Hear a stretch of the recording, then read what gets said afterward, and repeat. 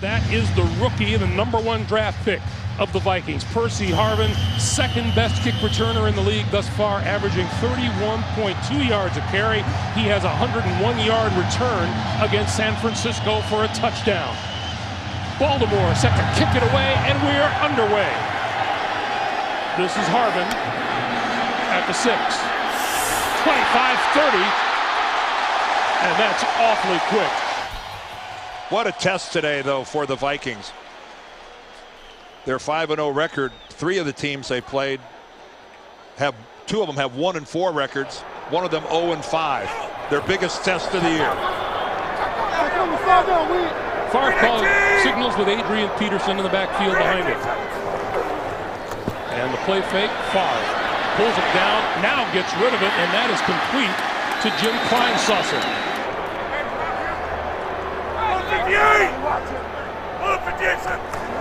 On 2nd and 7, the give is to Peterson, and Peterson with running room breaks free into Baltimore territory and inside the 35-yard line before Ed Reed brings him down. He just chewed off a quick 26 yards and a first down.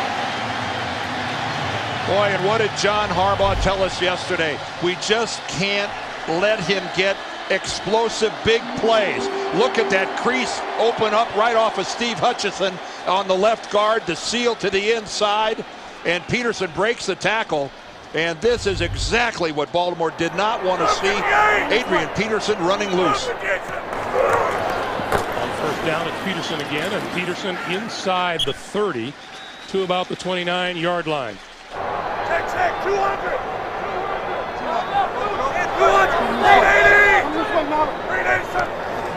On 2nd and 7, Favre throws the slant, and that is complete to the 15-yard line. Nice grab by Sidney Rice. Well, Sidney Rice, one of the largest targets that Brett Favre has ever had at 6'4", and he is really coming on. And look how he makes that beautiful adjustment to a ball that's thrown well behind him. Brett Favre likes Sidney Rice, says he's got terrific ball skills. Head coach Jim Harbaugh. Go! The pitch for Taylor, right side. That one goes nowhere, courtesy of Terrell Suggs.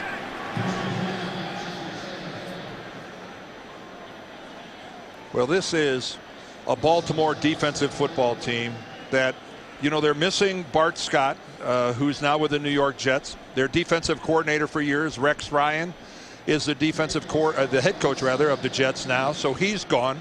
Greg Madison has taken his place, but the core of this unit remains the same. They've got a plus with Kelly Gregg, the nose tackle, coming back, but as long as Ray Lewis and Ed Reed are in the middle, it's business as usual. 3 tight ends now for Favre. Penalty markers fly. Favre for the end zone. Touchdown. Well, it looked like Kelly Gregg was offsides, so this touchdown should stand. Vasante Shanko. Here's Mike Carey. Defense number 97, decline, scored good.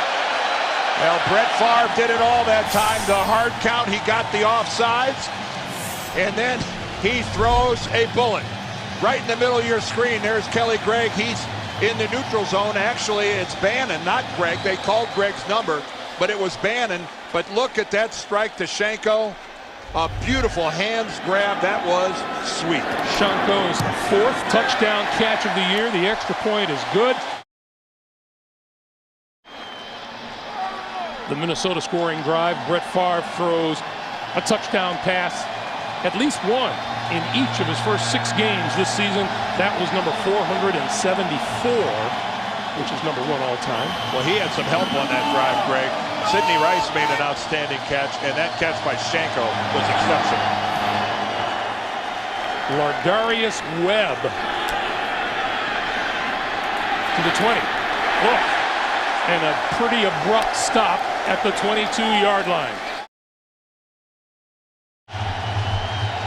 Welcome back, everyone. The Baltimore Ravens start in a hole, a 7-point hole at their own 23-yard line. This is Ray Rice looking for running room and not getting any at all.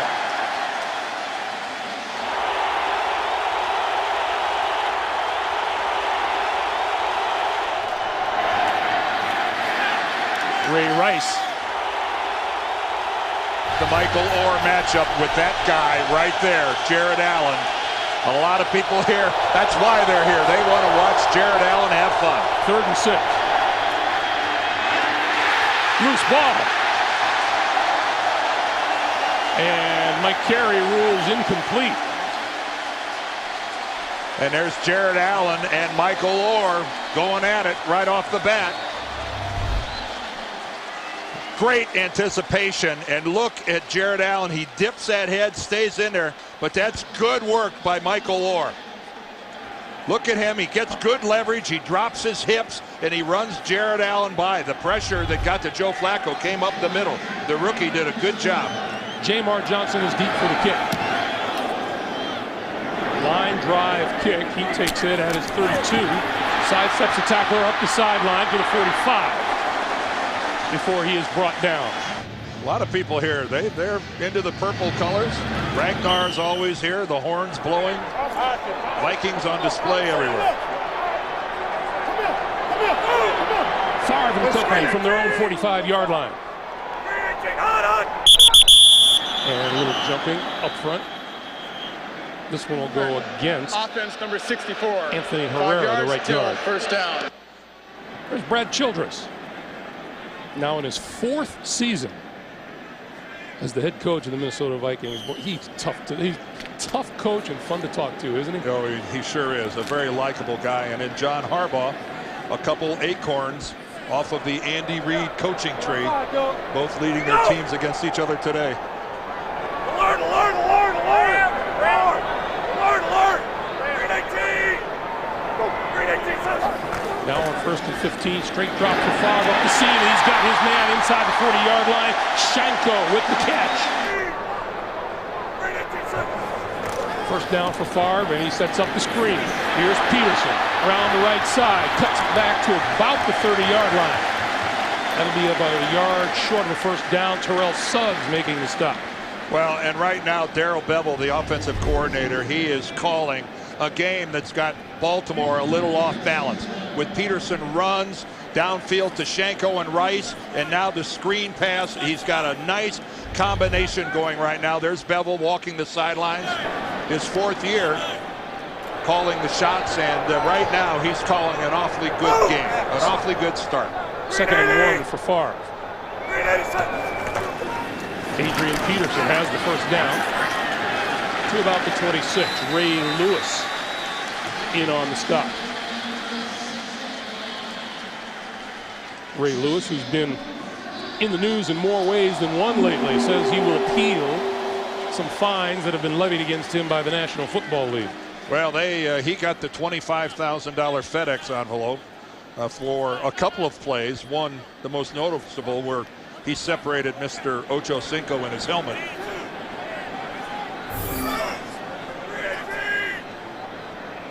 Now from the Baltimore 26. Favre with a straight drop and throws to the near side, nobody there.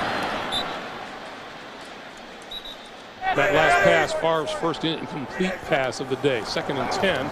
Here is Peterson trying to find running room, cuts back to about the 23-yard line, where Lewis makes the stop again. And Ray Lewis, we asked him about Adrian Peterson. All he said simply was that Peterson plays the game the way it's supposed to be played. Well, after 14 years, Ray Lewis has seen a lot of promising rookies and young players come into this league. Now, not many have exploded onto the scene quite to the level that Adrian Peterson has. But Ray said, look, it's why you play. You want to measure yourself against the guys who are the best. And right now, AP's in that position. Now 3rd and 7.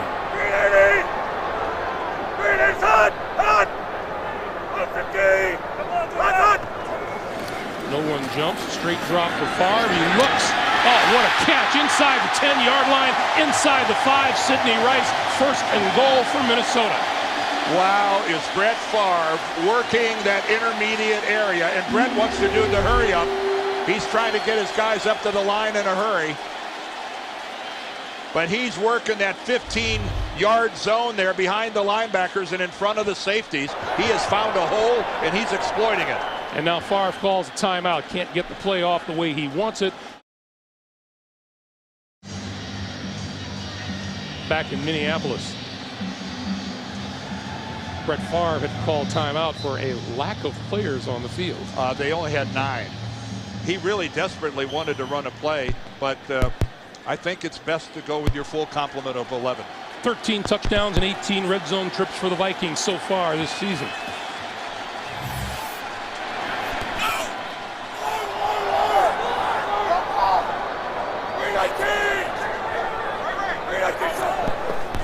Favre throwing, all wide open, touchdown pass to Bernard Berrian. Wow, did they run a pick, or did 2 Ravens just run into one another?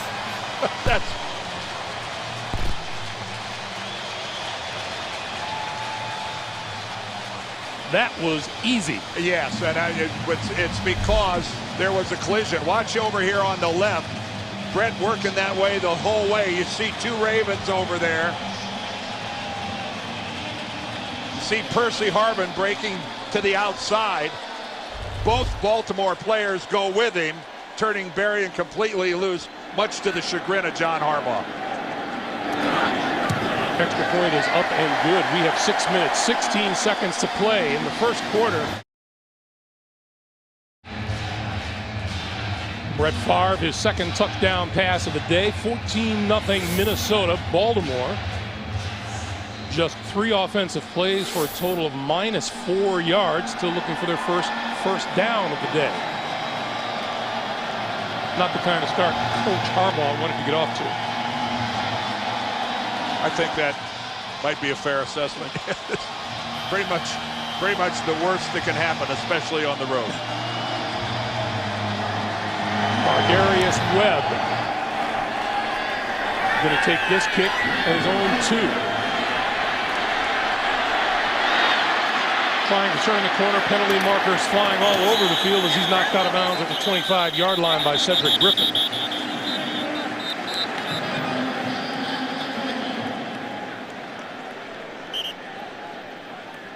Mike Carey going to get the details.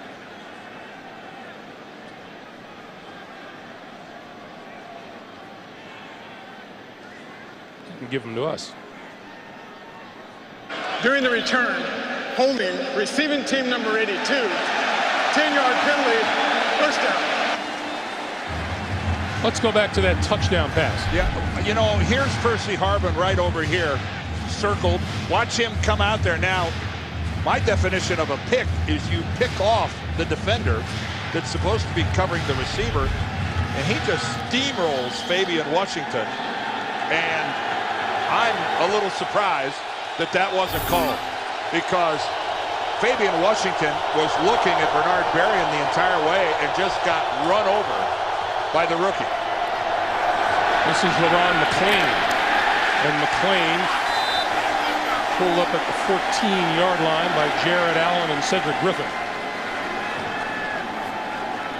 Ever since we hit town, Dan, you've been talking about what a 6-day stretch Jared Allen had. Well, you're talking about sacks and safeties and Fumble recoveries recoveries for touchdowns and forced fumbles and everything else. But it's his awesome speed and his motor that just knows no idle.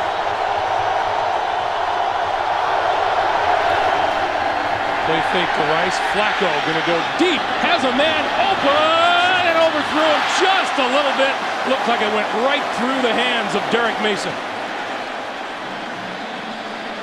Joe Flacco threw that ball a long way. Well, Joe Flacco has one of the strongest arms in football, especially if you're just talking about raw distance. And a mistake in the Minnesota secondary.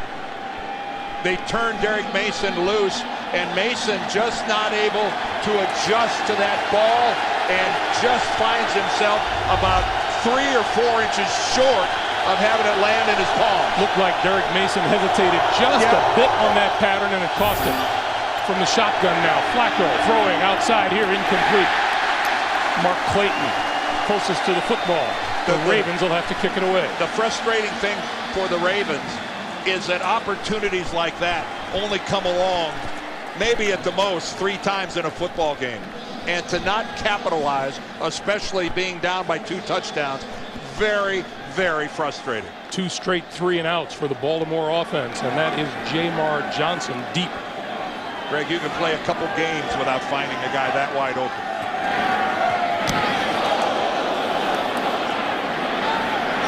Johnson from his 34 across the 40 to about the 43-yard line.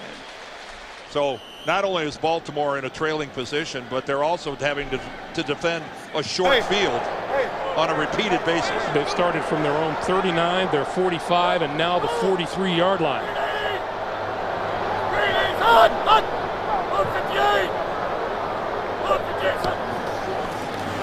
Play fake to Peterson. Favre running out of time, and he goes down back at his 34-yard line. Leading the way is Trevor Price. And that sack of Favre, the best thing that's happened to Baltimore defensively yet. Trevor Price is 4th of the season, 2nd and 19. Favre, pump fake, pulls it down. Little drop over the middle to Peterson out to the 40-yard line. Tavares Gooden, the second-year linebacker out of the University of Miami, with the stop. And Tavares Gooden, a lot of eyes on him. He plays the jack linebacker for Baltimore, and of course that was Bart Scott's position. And Bart Scott was such a good player, is such a good player for the Jets right now. But Tavares Gooden, it's an uphill climb to try to reach that level where Bart Scott played the game. Baltimore with a chance for a stop here on 3rd and 13. Here comes the blitz off the edge. Favre knocked down on the far side of the field by Dominique Foxworth. The crowd booing a little bit. They think there was an interference on here. Foxworth been around a long time. He did pull the shirt. He hooks the arm. Although he's trying to work his way around an arm bar there. Yeah, there was contact was initiated on both parts. I think that was a pretty good no call. Kick it away end over end. That should take a Minnesota bounce, and it does. Inside the 15, inside the 10-yard line, all the way to about the 7.5. Not a bad kick by Chris Kluwe. 52 yards in all. And we just talked about Minnesota's positive field position. Baltimore's negative field position continues. Not many drives that start inside your own 10-yard line end up with anything good happening. Willis McGahee into the backfield for the first time today for Baltimore. He gets the handoff. He gets nowhere.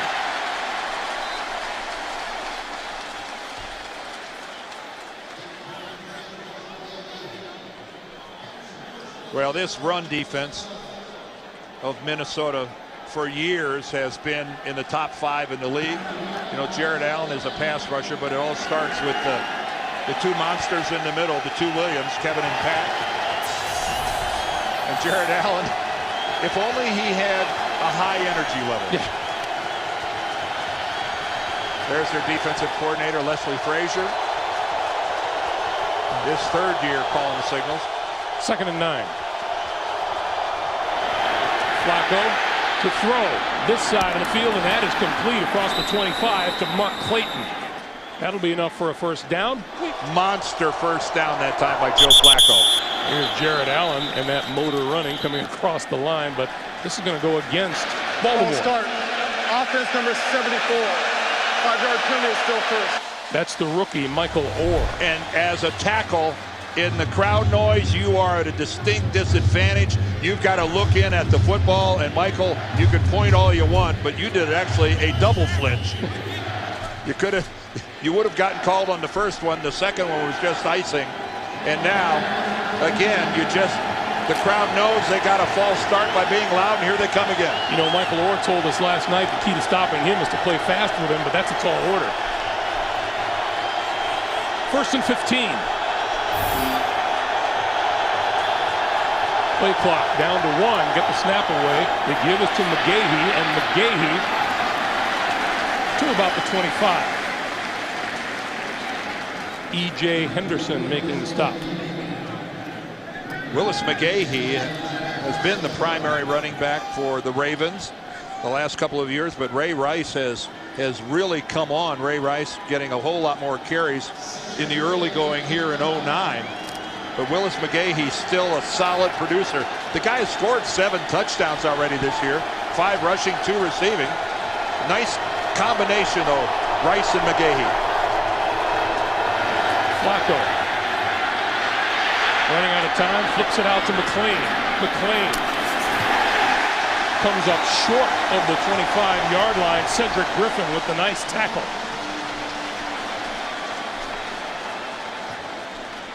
Well, we told you that we're really going to follow Jared Allen and Michael Orr. Let's check him out this time. Good hands by Michael Orr.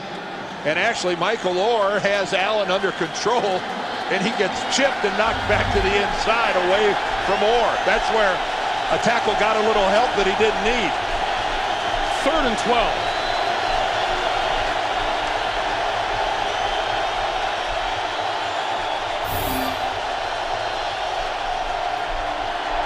Flacco over the middle, that's complete, but short of a first down, out to the 30-yard line to Derek Mason. Nice tackle by Chad Greenway. Talk about keeping the guy in front of you, and Joe Flacco looks like he's hobbled a little bit as he heads over towards the Ravens sideline. Don't see anything at the end of the play. Flacco didn't get hit, but what a perfect form tackle by Chad Greenway.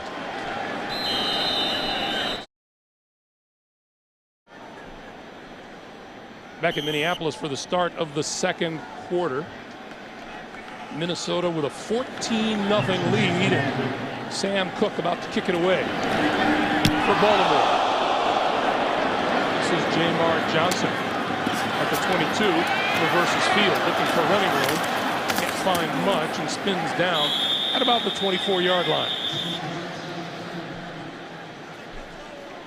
Joe Flacco and the Baltimore training staff, we didn't see him get hit. He didn't go down, but we saw him limping going off, and here's why. A lot of traffic around him, and looks like Jared Allen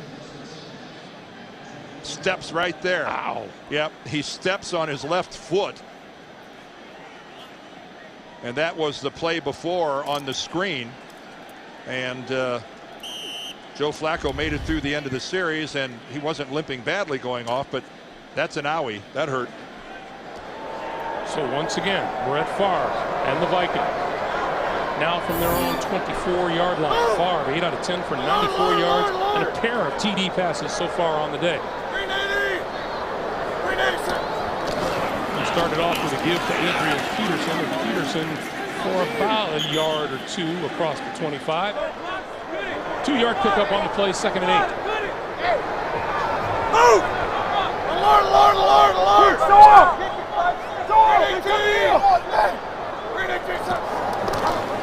Peterson again. And no gain there at all, as Brandon McKinney, number 91, got an arm on Peterson. Well, there's a lot of stout folks manning the defensive line for the Ravens. You see Suggs was down in a stance, but McKinney working on the nose. He fights off the double team from Sullivan and Hutchinson. Nada closed it off on the backside. How'd you like to try to knock these guys out of there? Sure, I'd look forward to that. McKinney at 6'2", 324 is actually a pipsqueak compared to Haloti Nada. 3rd and 8 for Favre from the shotgun. Going to give it to Peterson. Peterson make a Chester Taylor, who has come in on 3rd and long, and he's going to come up short of the first down. Well, a good stand that time by the Ravens. And now maybe with a decent punt return, they'll end up with some better field position. And this is Chris Carr back deep for the Baltimore Ravens. John Harbaugh giving Ray Lewis some props right there. A 3 and out is exactly what they needed. 2nd in a row for the Baltimore defense. High. Carr to 29. Tries to split the defense. Made it across the 30 to the 32-yard line. A look at John Harbaugh, who is used to his Ravens offense chalking up more yardage than they've been able to chalk up today. 5 rushes for 10 yards, 6 throws for 14 yards. Screen. Rice, 35 to about the 37 or 38-yard line. And if you're going to screen Minnesota, screen it to Jared Allen's side, because you know you're going to get the big upfield rush. See Allen there on the right? He's out of the play as he rounds the corner, and then coming back, you're hoping to find a little soft spot. Again, Michael Orr does a good job running him upfield. And that's right, Jared's going, wow, I thought I had the edge. Ball's gone. I mentioned to you during the break, Dan, the rookie has done a decent job on Jared Allen so far. I like his technique. Good foundation, good leverage. 2nd and 4. This is Rice. And Rice to about the 40 before he's pushed back. And it'll be 3rd and about 2. What kind of a trade was that for Minnesota to get Jared Allen away from Kansas City? What an impact. Keep in mind, he had 15.5 sacks his last year in Kansas City. When's the last time a guy got traded who had that kind of production?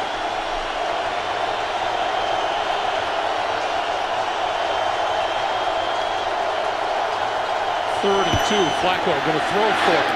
Has his man across the 45 to the 47, and that's Kelly Washington. And that's enough for a first down. And Kelly Washington has been a pleasant addition for Baltimore because of his size. He gives them a physical presence at 6'3", and that's just a nice little pattern. Starts the crossing, stops, comes back out of it. Flacco delivers a good ball under pressure. Allen got there right after he threw it. On first down, here's Rice again. Nothing doing there. 2nd and 10 for Flacco.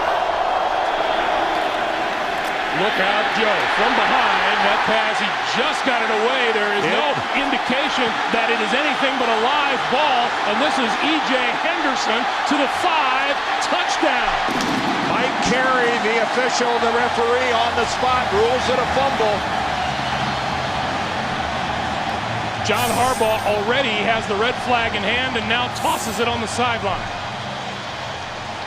That's Mike Carey's call. He just got informed that the challenge flag is already on the turf.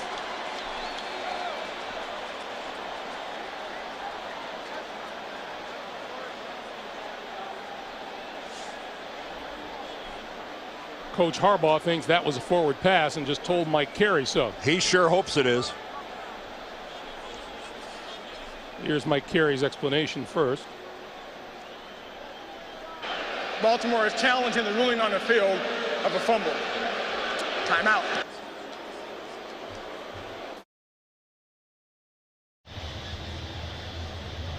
Now, referee Mike Carey, one of the very best referees in the National Football League, has an interesting decision to make here. He says that this is a fumble, but watch Flacco with control of the football as his arm goes forward attempting the pass. There's no question that Jared Allen hits him, but does he dislodge the football? I don't think so. See, if he dislodges the football and Flacco loses control, then it's a fumble. But I think Allen makes contact, slaps his hand. After review, the quarterback's hand was hit by the defender. However, he had complete control when his arm went forward. Incomplete pass. Baltimore will not be charged with a team timeout. Well, an uncomfortable spot for Mike Carey, having to overturn his own call. But the right call. But he does it, and he does it properly. And his explanation was spot on. While there was contact, Joe Flacco maintained complete control of the football. And John Harbaugh gets his timeout back. And the points come off the board for the Minnesota Vikings, and still Ravens football. 9:47 to play in the second. And there's just one of those pleasant circumstances where replay really shows you at its best. Flacco now with a 3rd and 10.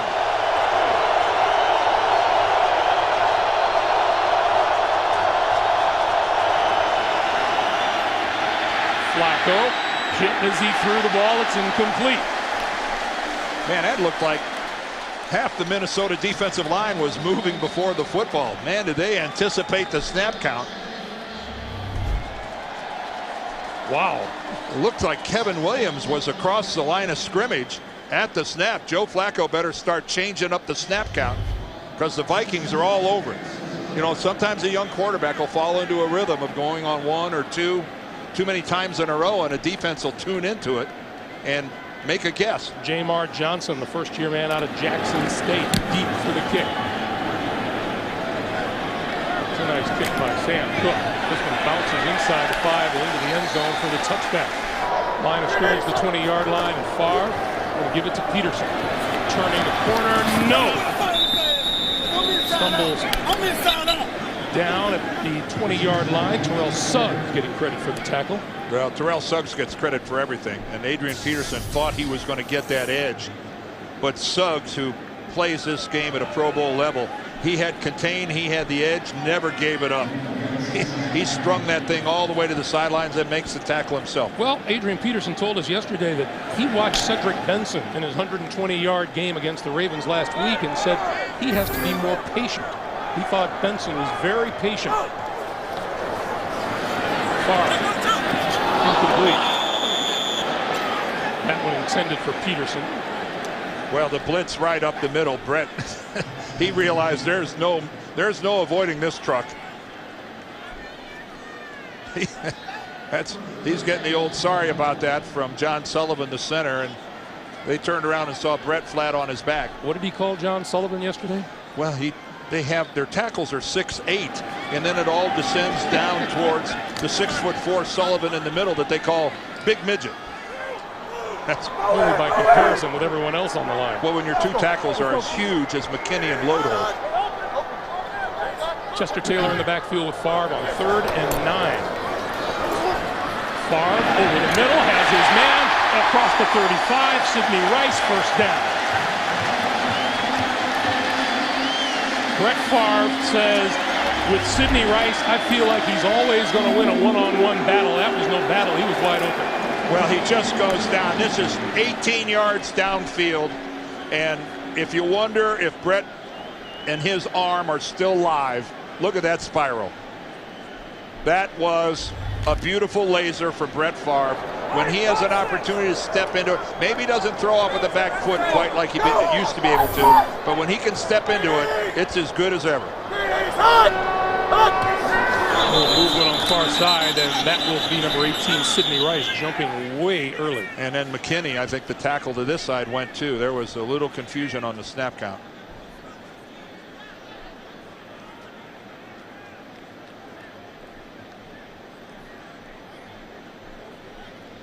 False start, offense, number 18. 5-yard penalty is still first. They were going on both sides of the ball. These two tackles, there's McKinney, 74. Listed at 6'8", 335. And then there's Phil Lodeholt. Lodeholt on the other side, the rookie, their second-round draft pick, 6'8", 343. Are you kidding me? Coming this way. Makes some NBA teams jealous. The give is to Peterson. Peterson out to about the 39, where Ray Lewis makes the stop. If you're a real football fan, you never get tired of watching number 52 play middle linebacker.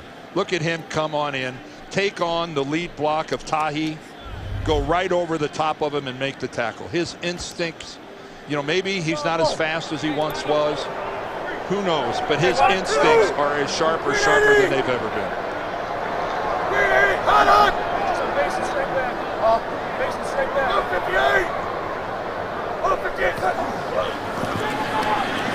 Favre throwing it away.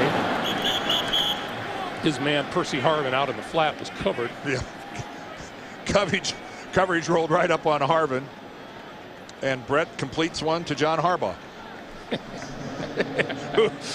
who does a knuckle slap here with some of his guys. He's pretty excited about that. He was knuckle slapping with you all night, Russ. He's a likable guy. Of course, the Harbaugh family, a coaching family par excellence. Now on 3rd and 10, Chester Taylor into the backfield for Minnesota. Just a two-man rush. Favre with time throws, and that's complete. And it's going to go nowhere, almost nowhere. Actually comes up about 2 yards short of a first down. Good job by the rookie, Percy Harvin. Well, if you're worried about Harvin's shoulder and whether or not he was going to play soft trying to protect it, you can put that away. First of all, look at Percy Harvin get a great shot at the line of scrimmage before he releases. And then this is nothing but effort. Look at the shots he takes. Foxworth puts a good one on him. He fights through a couple guys. I think Percy Harvin is just fine. Chris Carr fields it at his own 8. Thrown back to his own 5. For the second time today, the Ravens start inside their own 10-yard line. Their average drive start to 17. And I think back to John Harbaugh yesterday saying to us, we have to run the football effectively to win. They have 12 yards rushing to this point. That's not effectively. No, it's not. Willis McGahee in the backfield. McGahee with the handoff. McGahee going nowhere. Wrapped up at the line of scrimmage by Pat Williams. Trying to spearhead that running game is a longtime Minnesota Viking, Matt Burke, now in a Baltimore uniform. A real icon here in Minnesota. Minnesota native. His wife is here. Talked to Matt the other day. He said, I'll die in Minnesota, but life is all about new experiences, and I'm enjoying this one. But I will be back as soon as I'm done.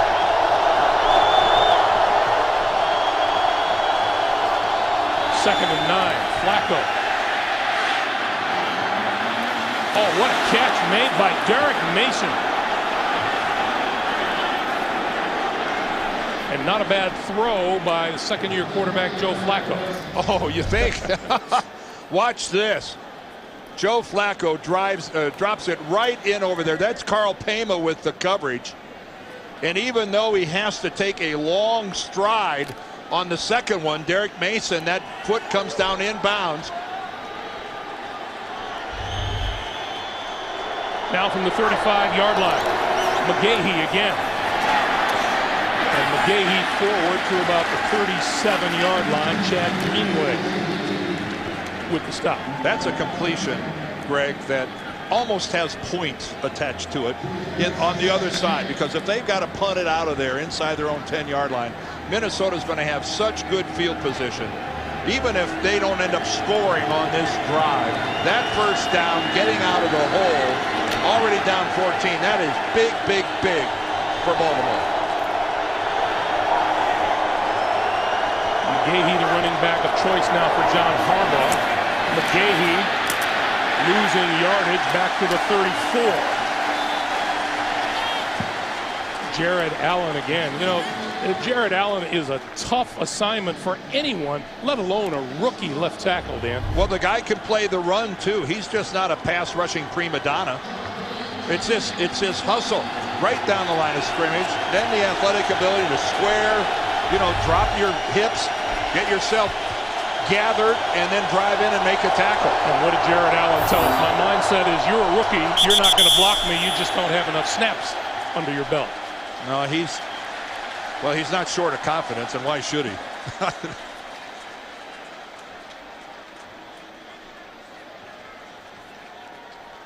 False start.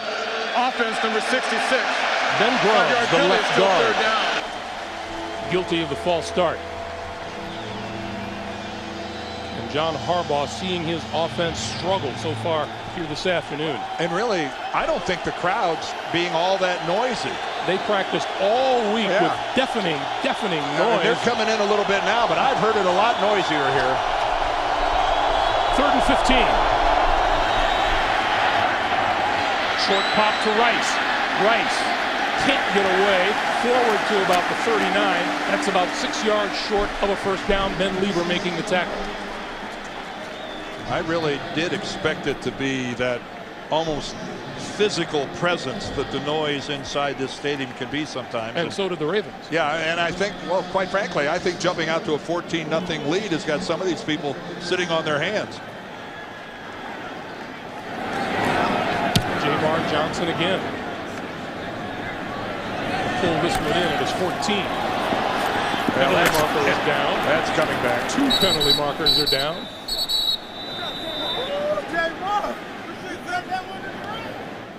Hey, Todd, listen to me. And as obvious penalties go, that one's right at the top of the list. Greg Lewis, number 17. But again, we go back to that completion by Flacco. Look at the difference it's made now in field position. It's going to be Minnesota that's going to be all the way back inside their 10-yard line.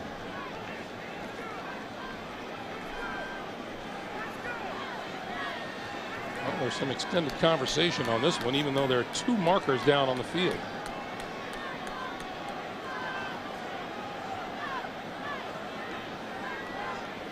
Here's Mike Carey. There was no foul for illegal block in the back by number 17. Wow. He maintained contact from a front approach, then it went around from behind. Therefore, there's no foul. First down. You pick that flag. Timeout. First down now for Favre and the Vikings, and the give is to Peterson, and Peterson across the 30 to the 32, where Ed Reed brings it to a stop. And that's no easy task to bring Adrian Peterson to a stop. No, it's not. Is it fun to talk to that guy or what? Yeah, it's just not fun shaking hands with him. No, you got to get in there first. Shaking hands with Adrian Peterson, as I'm sure everyone knows by now, is not for the faint of heart. Or the faint of hand. Or the meek and mild manner. You got to get in there and strike first. And I think he takes a perverse pleasure in hurting you. Favre rolling, looking, and goes down at the 30. Well, Brett got what he wanted.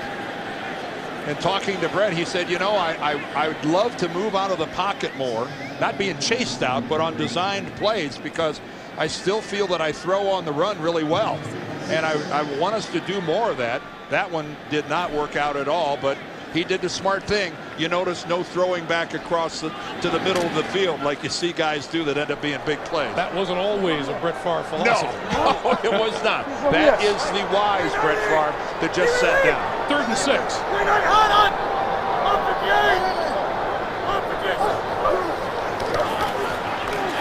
Favre will throw this one incomplete. That pass intended for Percy Harvin. Brett Favre talking things over with Sage Rosenfels, who is the 3rd quarterback today for Minnesota. 4th and 6. Ed Reed is going to take a shot at returning this kick back at his own 25-yard line. That is a high-priced punt return.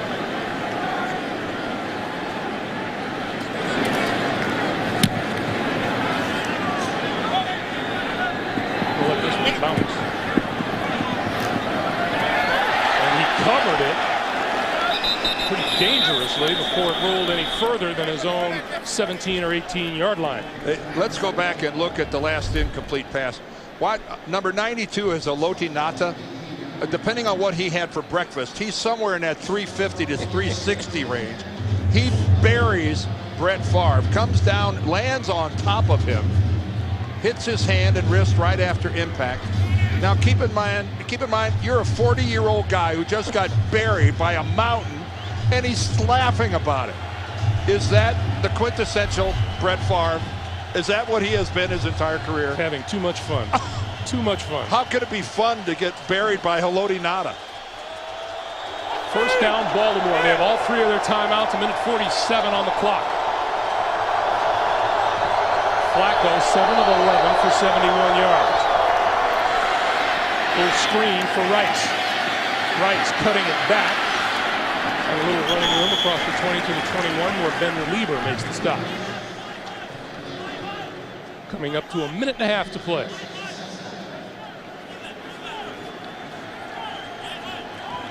Doesn't look like any real urgency on the part of the Ravens right now. No, not looking at having to go another 79 yards for a touchdown. Penalty markers fly as the short pop again to Rice. And Rice crosses the 25 to about the 27. Looks like Ray Edwards was trying to guess the snap count. And didn't succeed. No, he went early. He was well across the ball at the snap. Offside. Defense number 91. 5-yard penalty. It's still 2nd down. Well, that time Joe Flacco, he changed it up just enough. You can see right there, they're going on the silent count. When he raises his leg. He's giving the signal to his center, Matt Burke, that it's okay to snap it. And that time Edwards just guessed, but he guessed a half a second too early. Yes. And now we get a stoppage on the field. An officials conference.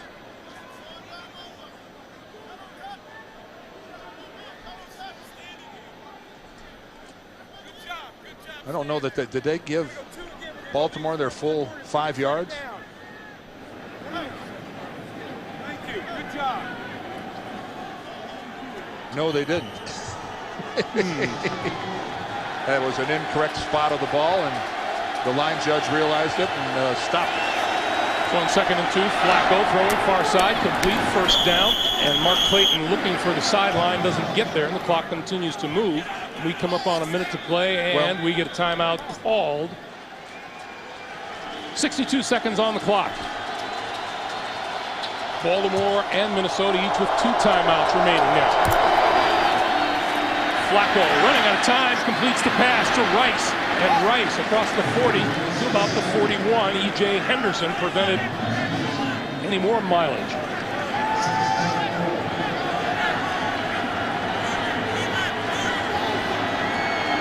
Letting a lot of time burn. 7-yard pickup, 2nd and 3. Penalty markers fly. Flacco once again to Rice. Out to the 48. Again, it looked like the Minnesota defensive line was moving. Offside. Defense number 91 is declined. The result of the play, first down. Got to be a little discipline here now on the Minnesota defensive line. You can't stop the clock and give yardage like that. Flacco running for his life and throws incomplete. Intended for Kelly Washington on the near side. Madieu Williams chasing from behind. 26 seconds to play. Well, Joe had time to find a receiver. He just couldn't because of good work in the secondary of the Vikings.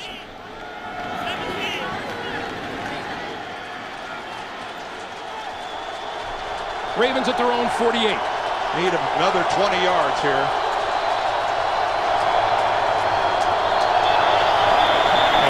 Going to go against Baltimore, so it's going to back them up. This one might have been the rookie. Start. Offense number 74. 5-yard penalty, so 2nd down. Michael Orr. Well, Michael Orr, number 74, the second one in from the left. And he did. He rocked back, settled back on his haunches for the 2nd time today. And did you see Jared Allen dropping back into coverage? Well, Michael Orr isn't the first guy that Jared Allen has gotten to false start. Or the last. No. On 2nd and 15. Flacco with good protection, running out of time, got rid of it. This is Todd Heap, the tight end. Room to run, and he's out of bounds close to the 35-yard line. 17 seconds on the clock, and that is Steve Hauschka, the Baltimore place kicker. Who up until that play wasn't a factor. But all of a sudden he's in play.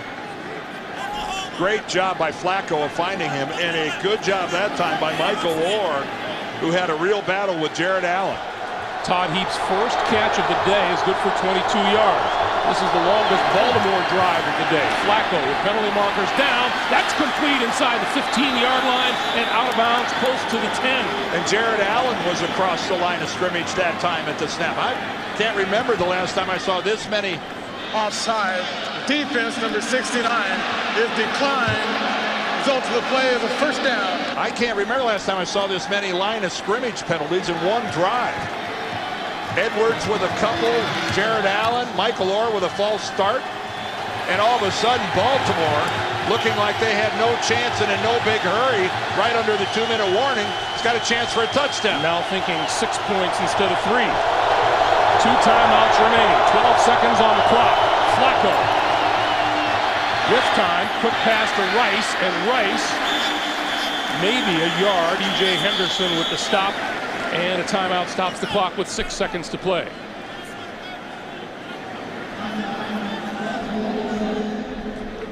Well, the question is, do you try? Do you have a 5-second pass play to try? I don't. Doesn't look John like Harbaugh it. thinks not. If you had 7 or 8, I think you'd be tempted to try to run a quick out or something that gets it into the end zone. But at 6, Well, if you were it'd playing, be dicey. if you were Notre Dame at home, you could be sure of having a second to go again. I'll tell you one thing here, Greg. Brad Childress right there has something to talk to his team about at halftime. He's going to light into his defense for a really sloppy performance inside the 2-minute warning here. That he's got reason to light them up. Coaches love to have a reason to light their players up. Baltimore and Flacco found some semblance of an offense here in the last minute and a half of the first half. This is from 29 yards out. Hauschka's kick is up and good. And so the Ravens are able to get some points on the board before time expires here in the first half. Good work by Joe Flacco. The big play there, that dump off to Todd Heap, who was left totally alone by the Vikings defense. And he was able to get it across midfield. Now I'll guarantee you Brad Childress is smoking. Baltimore's longest drive of the day, 71 yards, results in the field goal from Hauschka, and it's 14-3 Minnesota.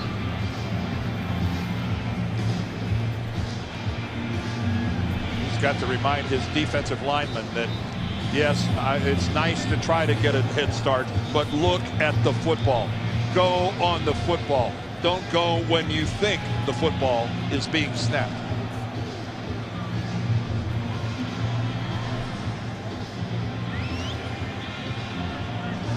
Two seconds on the clock.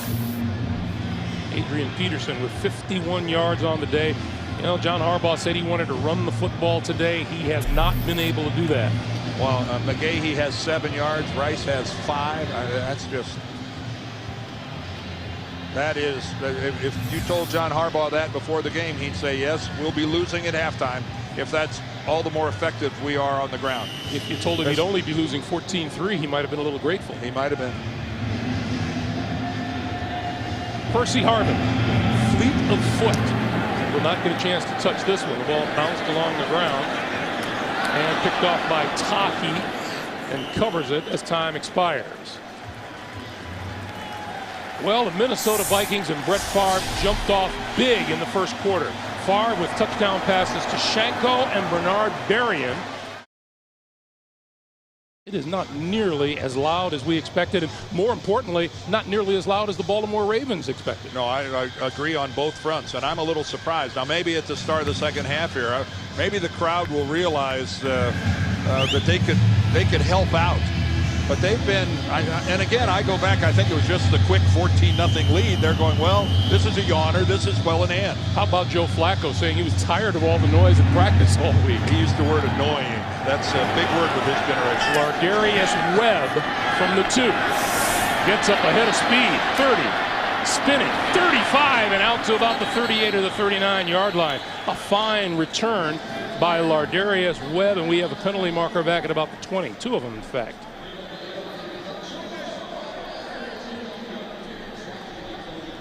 This game has not been without its yellow handkerchief. Well, and again, though, there's a chance for the Ravens to start with really good field position. The best they've seen in quite some time, and now that's gone up in smoke. During the return, holding on the receiving team, number 29, half the distance to the goal from the spot of the foul. First down. Let me tell you something. There is nothing to not like about Joe Flacco and his quarterbacking future in this league. From their own 10-yard line, Willis McGahee getting the start in the backfield and can't get away from one Jared Allen. Well, he's got the outside shoulder and the upfield contained to his side of the field. That's called gap control. That's Jared Allen's gap, and he honored it. He stayed there. Look at him fight. See, he's working against Todd Heap, who's doing his darndest to hold him and everything else. And Jared Allen stayed with it, but his job was to get on that outside shoulder and not surrender it. Loss of 3, 2nd and 13.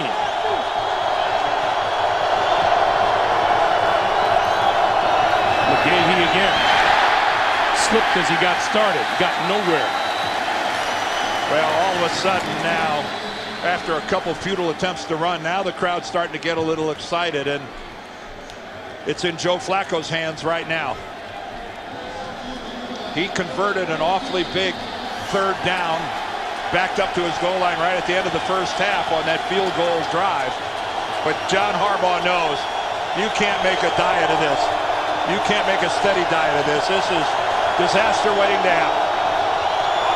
Ray Rice back across the original line of scrimmage to about the 12, and that man Allen, Jared Allen with the stop, and it'll be the punting unit coming onto the field for Baltimore. And there was his acknowledgement of how much of a disaster that was waiting to happen. 3 straight runs to nowhere. And put it in the hand of your kicker, Sam Cook. Jamar Johnson back at his own 40-yard line. Cook.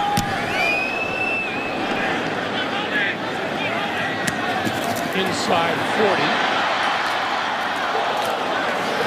And tried to shake away. But he's brought down eventually by Haruki Nakamura. I think it's obvious not everyone reads GQ, Dan. Well, you know, we have a wide spectrum of fashion here, from Ragnar that's a little barbarous to these guys which define dapper. That's a little barbarous in itself. I think it's a pretty good look. Move it. Favre on first down gives to Adrian Peterson, and Peterson pulls his way forward to about the 45. 121 yards and 2 TDs on those first 2 drives. And look at the hole for Peterson here. Peterson inside the 45 to about the 44-yard line. You know darn well that Brad Childress at halftime said, we are going to try to get back to what we are. And what we are is a running football team. Right behind Hutchinson, behind McKinney. They just collapsed the left side of the offensive line, and that was a nice crease. Let me tell you something, for an offensive football team to get a first down on 2 running plays back-to-back, it is really a good feeling. Peterson up to 66 yards on 11 carries, looking for more here. Pure strength gets him to 42. Ed Reed and Gooden with the stop. Vikings do pretty well once the second half gets underway, don't they? Well, those are a credit to the kind of adjustments that a coaching staff can make at halftime. And Brad Childress, no one has ever disagreed with the fact that all those years under Andy Reid and his background, he is an offensive mastermind. Backside screen. Go! 380! 380, son! On 2nd and 7, Favre to throw. Rolling, throws, complete to the near side. This is Berrien. And Berrien brought down short of the 35. How about when Brad Childress was talking about his big rookie tackle, Phil Lodeholt, at 6'8", 343. And Brad says, he could eat soup off my head. He was describing what it's like to go up and talk to him to try and make a point. And he said, I get right up to him. And of course, my eyeballs are about his belly button. And you're right, he's so tall, he could eat soup off my head. And actually, Lodeholt's not the biggest guy on the line. That's Brian McKinney on the other side. It's beyond belief how big these guys are getting. Go! 3rd and 2. 380! 380, son! Peterson. And twisting, and appears to have enough for the first down inside the 35. Well, that's the classic story where defensive guys always talk about one guy's not going to bring him down. And that is just second and third effort, and there weren't enough Ravens coming in to clean up and help out to stop Peterson from twisting for the first down. You know, that was not a glamorous run, but it moved the sticks. Oh! It's coming this way. Chester Taylor replaces Peterson in the backfield. And gets the handoff and try the right side. Has running room inside the 30, inside the 25. Still on his feet, gets a first down to the 21.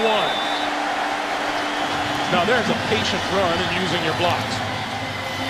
Well, I was not in the Minnesota locker room, but they apparently have had an attitude adjustment. Would you not agree? I think so. with what we saw out of their defense and now what they're doing offensively. Nothing fancy, just physical, hard-nosed football against a physical, hard-nosed football team in the Ravens. 5 running plays and a pass on this drive thus far. Taylor had nowhere to go. Here comes Adrian Peterson again. Remember we were talking with Haloti Ngata, and Ngata said he played ball against him twice in college. Yeah, Ngata went to the University of Oregon, and they played him once in the regular season, and then they played in a bowl game, and he said it was ugly. He ran all over us. He said he'd get into the second level, and we had nobody that could tackle him or catch him.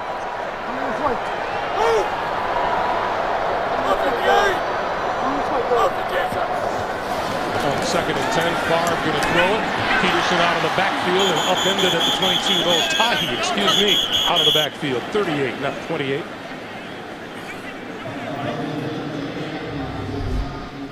Again, Brett Favre running this West Coast offense. Very patient. The downfield option was covered. He doesn't hesitate to dump it off, but that was really covered well by Dominique Foxworth.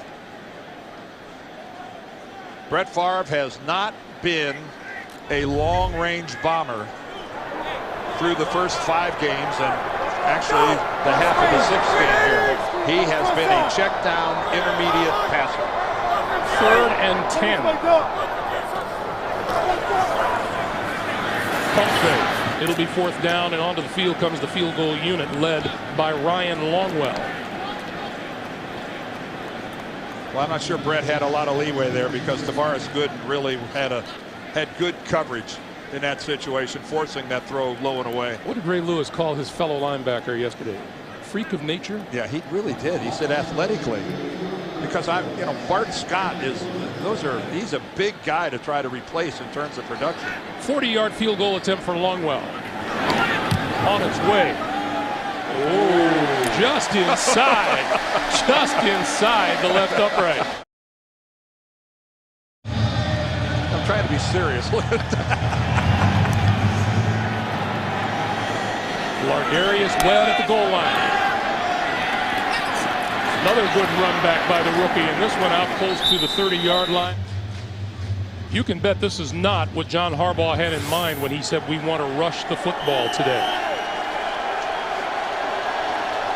It just hasn't happened.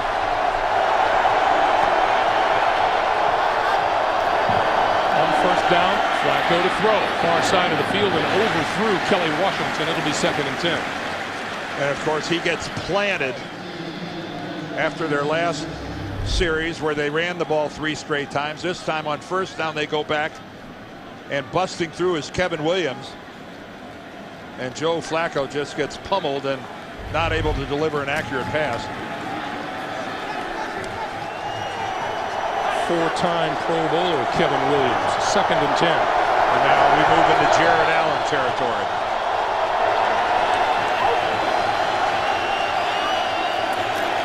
Rice tripped up at the line of scrimmage of just across the 30 to the 31. Boy, I think Ben Lieber, did he get a hand in there to make that tackle? Because I thought Rice was going to bust loose for a lot of yards. That was really close to being a bigger run. That's Cam Cameron, the offensive coordinator of Baltimore, formerly head coach at Miami, and he and Joe Flacco have really developed a pretty special relationship. Here's a big 3rd and 7 for Flacco and the Ravens. That pass is complete for a 1st down on the far side to Derek Mason. Well, Derek Mason has long been one of the most precise route runners in the National Football League. And being a good route runner is not to have soft corners on your route. That is a good job of selling a downfield pattern and then stopping in a hurry. And Joe Flacco puts it on the back shoulder for Derek Mason. Flacco getting rid of it before the inevitable pass rush comes from Jared Allen.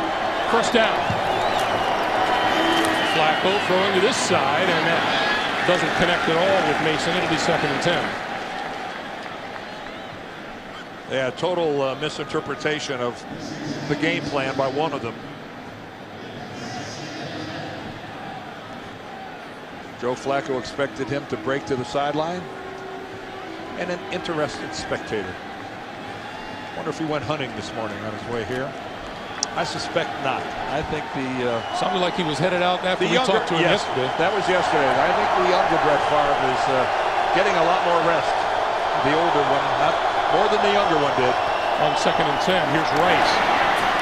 And Rice across the 45 to the 46. As we work our way towards 5:50 to play here in the third quarter.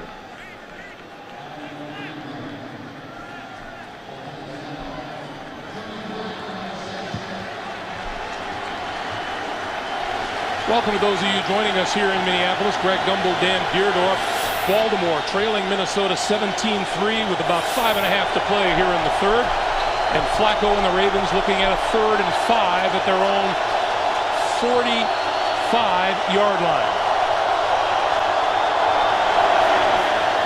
Here come the Vikings. Flacco gets rid of it and finds his man on the far side of the field. Complete to Derek Mason, and that's a first down. Boy, what a job by Joe Flacco of getting rid of the football in a hurry, because he is going to be pressured. Jared Allen right in his face.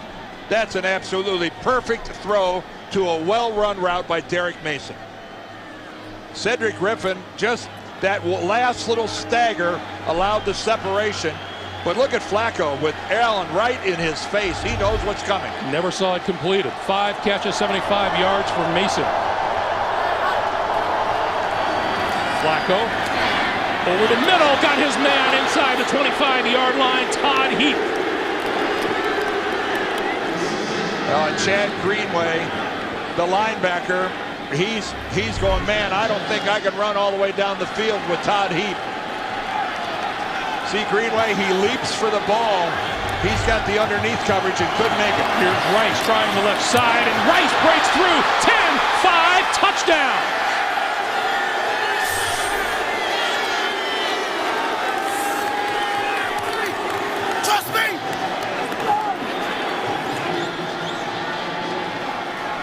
Well, Ray Rice finishes off a drive where we saw a couple spectacular plays by Joe Flacco throwing the ball.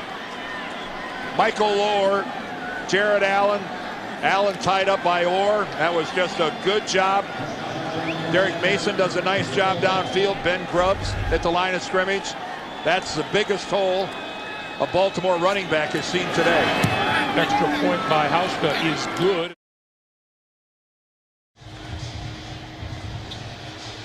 Welcome back to Minneapolis. 4 minutes, 13 seconds to play in the third quarter, and Baltimore jumps right back into this thing with a 72-yard drive in just 3 minutes and 3 seconds. And Ray Rice and the ground game has come alive here in the second half. And if you think there are a lot of uneasy people sitting in the seats here at the Metrodome, now the Mall of America Field, you would be 100% right. Here's Percy Harvin at the 9. 25, and out to about the 29-yard line. Ray Rice's 23-yard touchdown run, Baltimore's first touchdown of the afternoon, has pulled the Ravens to within 7 with 4:08 to play here in the third quarter. Favre and company at their own 29-yard line. See Baltimore's resurgence since the first quarter. Move it, Kevin! Favre going to throw. Pulls it down. Oh, look at that shot. Complete to Sidney Rice. Rice off to the races. 20, 10, out of bounds inside the 10. It'll be first and goal.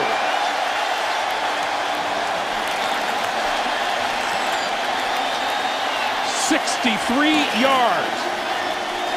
Has there been a quarterback of Brett Favre's generation who throws the slant pass more on the money for more big plays than Brett Favre? He just stuck that right onto the hands of Rice.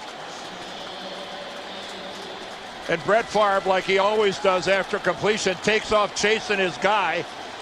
He used to get there quicker. But he got there with the same emotion and exuberance. No, it's not Adrian Peters, it's Percy Harvin. with the handoff from Favre in the backfield. Brett has just whistled that pass in on slants. We've been watching it for the last 19 years. And boy, was this a football team in need of a big play. After Baltimore drove down to score their first touchdown of the game, this has been quite an answer by the guys in purple. And the Vikings in business at the Baltimore 7, second and goal.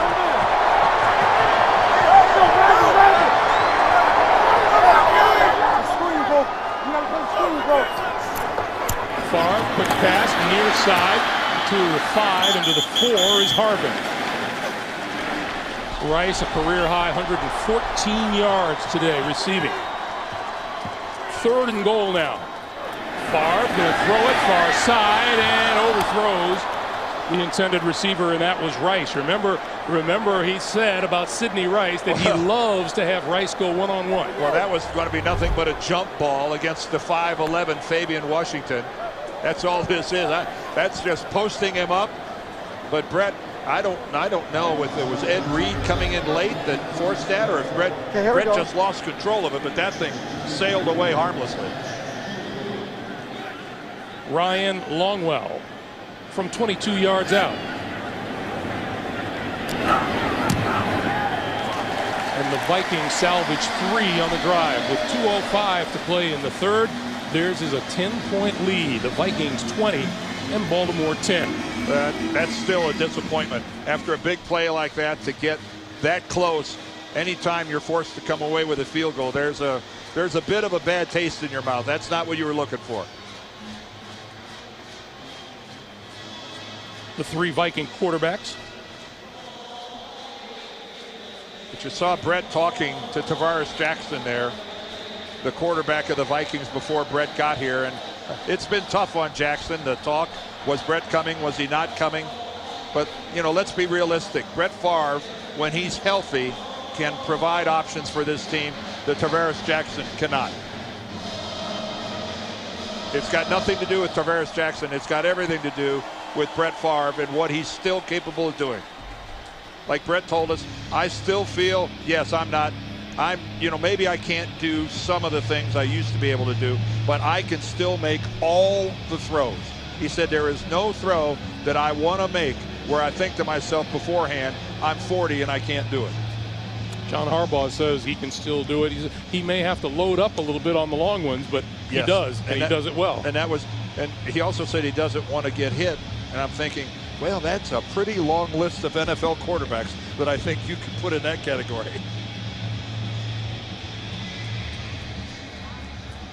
I think that if you're going to list the guys who'd like to get hit, you may have to go all the way back to Joe Cat.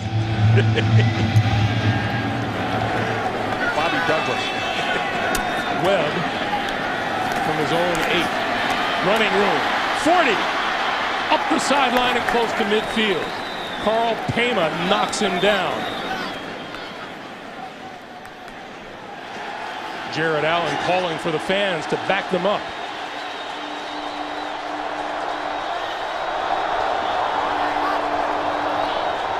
Flacco under pressure, shakes it, has time, throwing it deep down to the goal line. It is incomplete. Derek Mason battling a couple of defenders down there. Well, for Joe Flacco, that's not the way they practiced it, having somebody in his face right away. But when he got a chance to plant, he launched it, but it just stayed in the air way too long. There's just no way to get it down there. But on the rebound, Mason almost able to make a play on it after Medeo Williams comes over and bats it away. Ooh, that was close. That was close. 2nd and 10. Really close.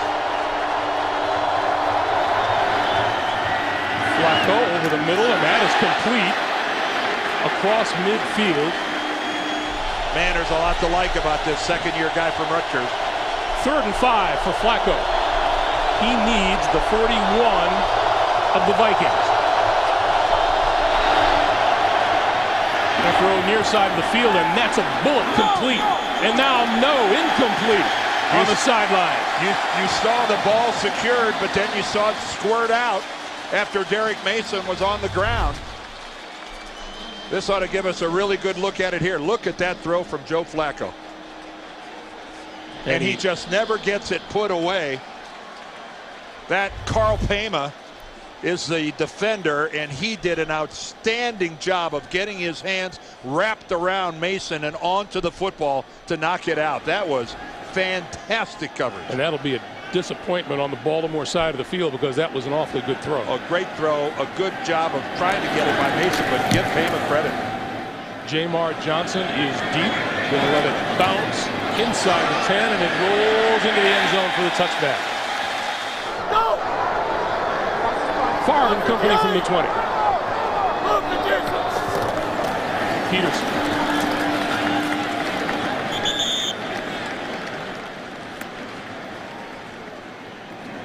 And the clock running, 40 seconds to the end of the third quarter.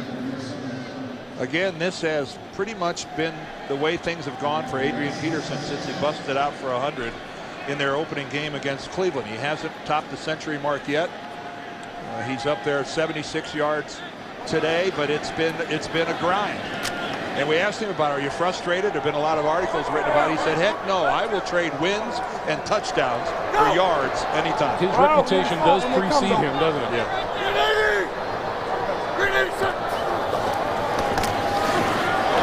28 again, and this time brought down by number 55, Terrell Suggs, as time runs down. Greg Gumbel, Dan Deerdorf, back in Minneapolis for the start of the fourth quarter. Fish changed his name while I was away. At least he got my name on. Peterson in the backfield on first down from the 24. Pump fake, Favre over the middle, and that is complete to Peterson out of the backfield for a first down. And that's something I know the Vikings would love to do, get Brett and Adrian Peterson more of a combo in the passing game. Adrian had 10 receptions coming into today's game. That's his third one so far today, and that's the most he's had in a while. He just can't get the ball into number 28's hands often enough. Number 28 told us yesterday they haven't played their best game offensively yet this year. And this is a high-scoring Minnesota team averaging more than 31 points a game.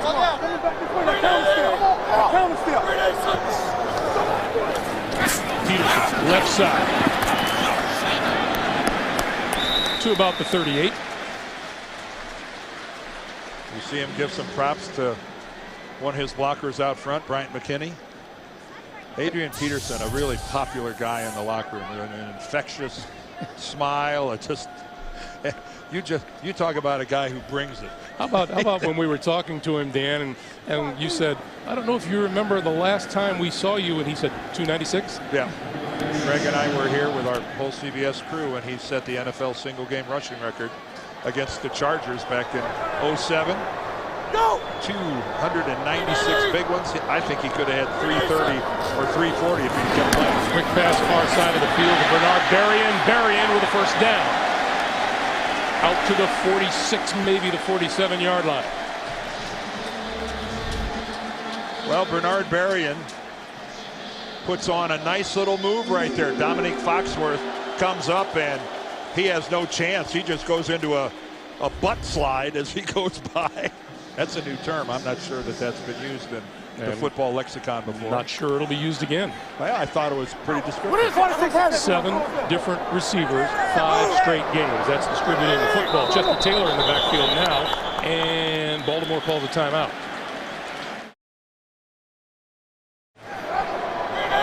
First down, Minnesota at their own 47. Favre rolling, throws, complete, across midfield and into Baltimore territory for the first down is Visanthe Shanko. I think that's the kind of movement, Greg, that Brett was talking to us about. Just the little bootlegs, just the follow through after a play action, rolling out to the backside. Brett Favre always has been very comfortable delivering the ball on the run, and he told us, he said, I'm just as effective doing it now as I've ever been.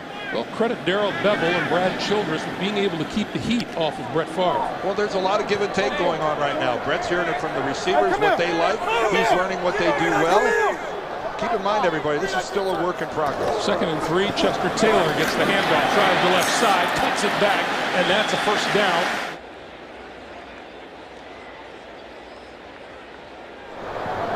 Whoa! Far, gonna go deep. And the flags are thrown. Bernard Berry and the intended receiver, Frank Walker, was covering. Well, the blitzer was across the line of scrimmage at the snap. That was Ed Reed. So there's the penalty at the line of scrimmage. And then this one appears to be an interference on Frank Walker. Pretty much of a disastrous pair of penalties that time for the Ravens. Now let's get the there's an extended conversation about this one inside the 10. We've seen flags picked up already. There are 2 fouls on the play, both against the defense. Offside. Number 20 is declined. Pass interference. Number 41 in the spot of the foul. Automatic. First down. What a move to get a release by Bernard Berrien. And then you can see there was the first one, and there's the second one. Walker could have been called twice. He actually shoved Berrien in the back, but then he got the arms encircling the head on top of the shoulder pads way before the ball gets there. That's a relatively easy call for the official. That's a 39-yard pickup on the penalty. And Brett Favre put a little air under that ball. He got that thing downfield and put it in a position where it could have been caught. Nice throw by the old man. 1st and goal. Peterson in the backfield. Peterson left side. Ray Lewis still can play.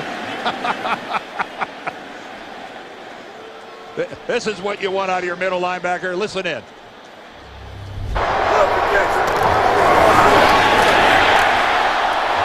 Perfect. Just perfect. Adrian Peterson says he loves the way Ray Lewis plays the game. Not sure he was thrilled about it on the last play. 9th play of this drive, 2nd and goal. Peterson. That staunch Baltimore front. Think there's a little pride starting to bubble to the surface here for the Ravens. Let's listen again. There's some hitting going on down there.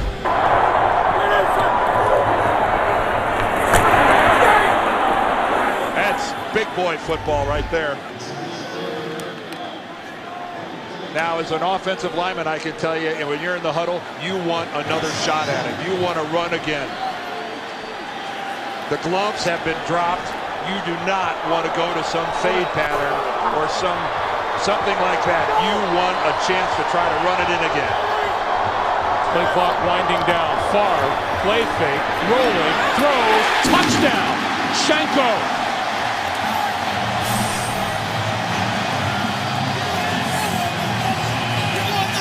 Well, if the offensive lineman had a vote, they'd have gone for the run, but I think they'll settle for the touchdown.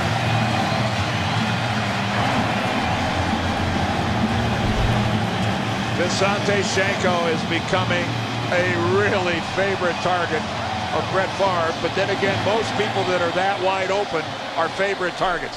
His 2nd touchdown catch of the day, and a mistake by the Baltimore secondary, just letting him go. And his 5th of the season. The extra point is good. It would appear that if the Vikings are going to stumble and fall this year, it won't be because of lack of points on the board. In all 6 of their games this season, they've scored a minimum of 27 points. Isn't it fun to watch somebody play this game whose emotions are so close to the surface? Lardarius Webb from his own 2. Ahead of steam and out to about the 25. A happy Brett Favre on the sideline as Baltimore starts first down at its own 25-yard line. And now up to Joe Flacco and his offense to see if they can answer. Plenty of time left, 10 minutes remaining in the 4th quarter. Look out, Joe!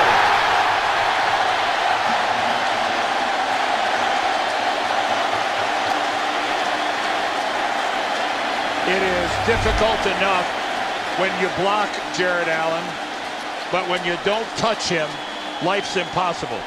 How do you just not block Jared Allen? How do you not put a hat on him? You have to assume that the left tackle, Michael Orr, made some sort of a mistake. 2nd and 19. Flacco going to throw this one down the middle, and he's got his man, Kelly Washington, for a first down. And we have a penalty marker back at about the 17-yard line. Offside. Defense number 91 is declined. Result of the play is a first down. And Kelly Washington down on the field. Well, you can see right there again another mistake made, this time by the secondary of the Vikings. And what a collision between Madieu Williams and Kelly Washington.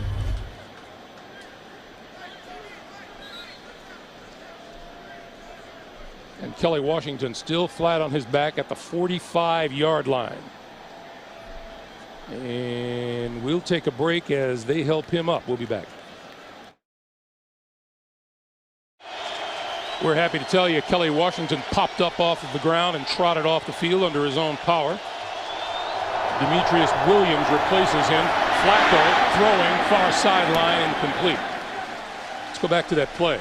Well, yeah, let's go back to it. I'm sure maybe somebody thinks, well, gee whiz, isn't this a hit on a defenseless receiver? Well, I think Washington catches the ball and then turns upfield. At this point in time, he's a runner.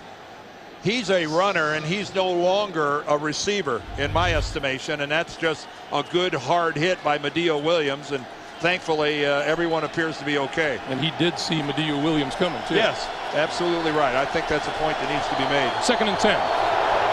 Flacco under pressure and got rid of it.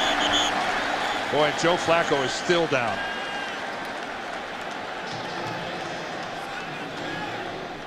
Third and 10. And Joe is really kind of walking a little gingerly now. Michael Orr doing everything he can do to get out of his stance, but this isn't Jared Allen. Again, it's Kevin Williams. And poor Joe Flacco, their feet are actually tangled up. It's like his spikes, Williams' spikes, are like caught in Flacco's shoelaces. Of course, this is after 330-pound Kevin Williams steps on him. 3rd and 10. Flacco over the middle inside the 40, and it is ruled a catch. Demetrius Williams made the catch at about the 38-yard line. And Baltimore is trying to get up there in a hurry. We can see the ball moving. There comes a challenge flag. Brad Childress threw that one about 20 yards. Wow, and Baltimore was getting up there in a hurry to try to quick snap it. I saw him juggle the ball, but the question is, did the ball touch the turf? Brad Childress may have thrown maybe the 4th or 5th best pass of the day. All right, let's watch it one more time. Demetrius Williams. This was a heck of a delivery by Joe Flacco. Oh, did the ball touch the ground? He did not have complete control of the ball initially.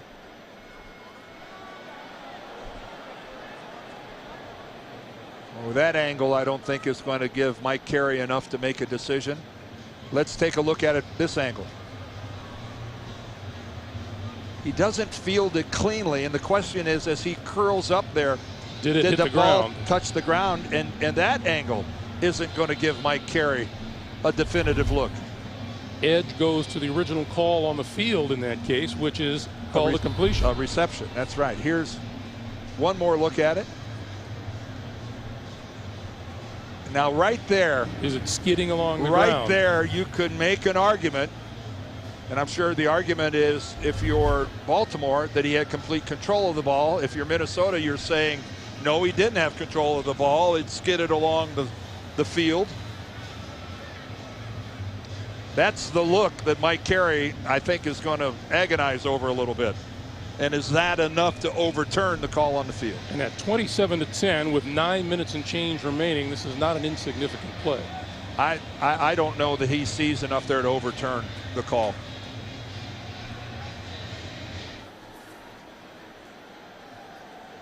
Talk to us, Mike.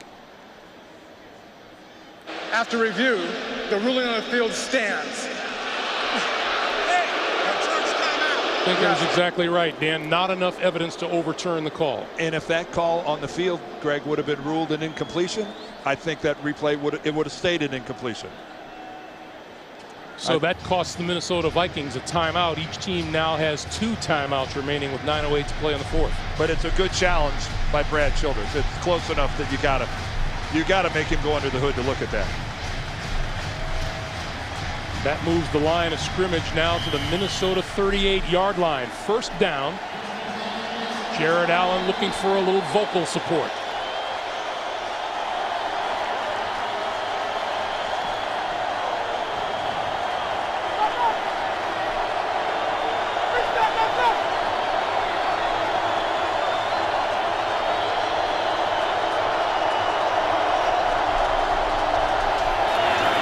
Flacco out of the shotgun, going to throw it to Rice, and Rice wrapped up after about a 5-yard gain or so, maybe 6.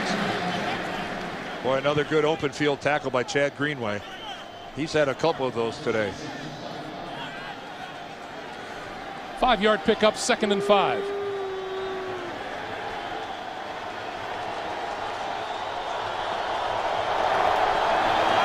Flacco got rid of it. Down the sideline it is. Oh, what a catch made by Mark Clayton for the touchdown. I'm telling you, Joe Flacco is getting pummeled in the Baltimore pocket. He's going down time after time, and somehow he's able to throw the ball effectively. He put that thing up there where he counts on his guy to make a play.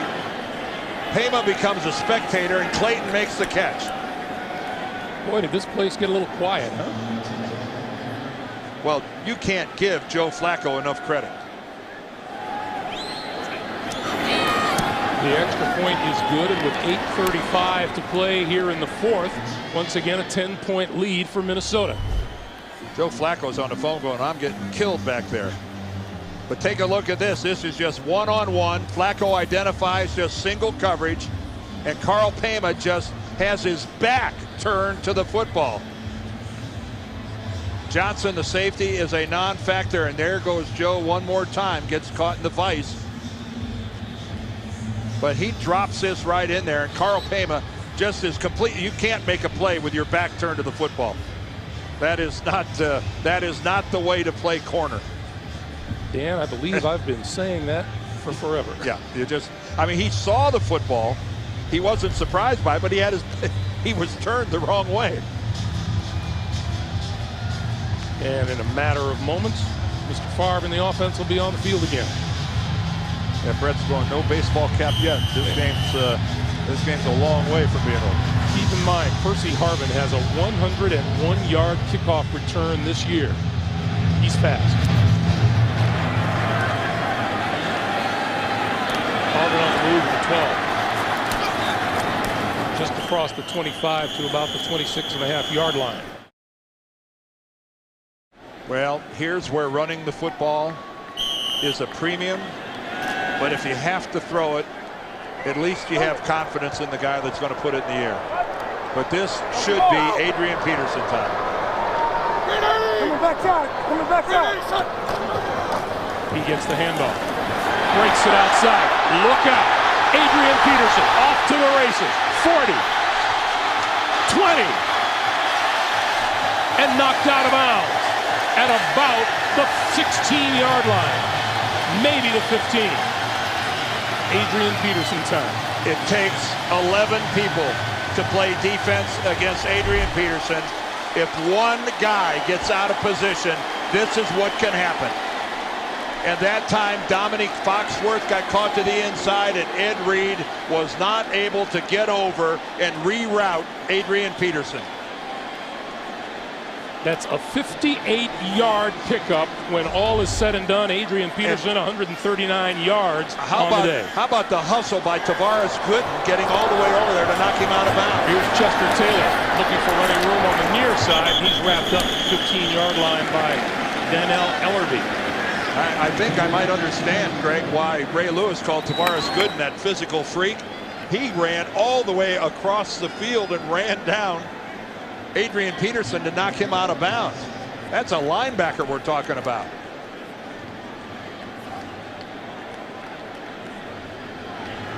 Well, we've got that 100-yard game taken care of that he hasn't seen since opening week at Cleveland. Yeah, well, he's got another notch. Right up the middle, close to the 10, is Chester Taylor.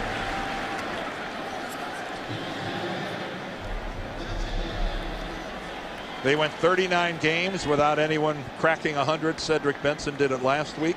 Now Adrian Peterson has done it this week.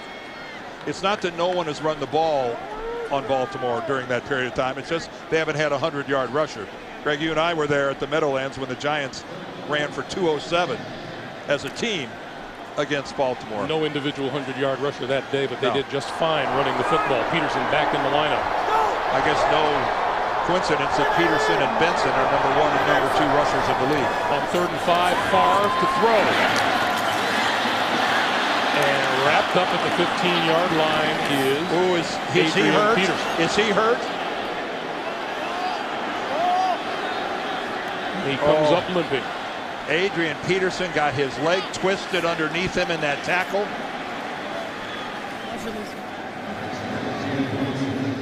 Oh, and that Adrian Peterson, watch right here. Ellerbe comes down low. Oh, and right there he catches his left ankle. His left ankle gets caught underneath. Right there. Now, when that happens, sometimes you look at the ankle bend and you're not sure. You assume it's the ankle. Sometimes the knee can get flexed at the same time. We'll wait for a report. Longwell from 30 yards out drills it. 6:01 to play in the 4th. 30-17 Vikings. Ellerbe makes a heck of a tackle on Peterson. Right there, watch the left foot get planted, and then Ellerbe's body rolls right over it, right at the hip. I didn't see the knee bend at all. It looked like it was just the ankle that moved, but that hurt. Also explains why Adrian Peterson went down at the hands of one tackler. Yeah, well, so that was an outstanding tackle. Of course, Peterson did not have a chance to turn upfield. He really didn't have a chance to make a move. Lardarius Webb, as the Ravens look for some decent field position. Webb from the 8.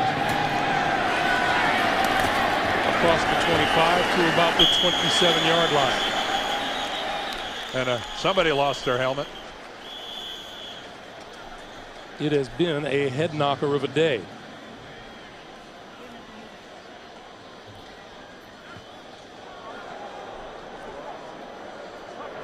Well, still, this is just a 2-score game for Baltimore.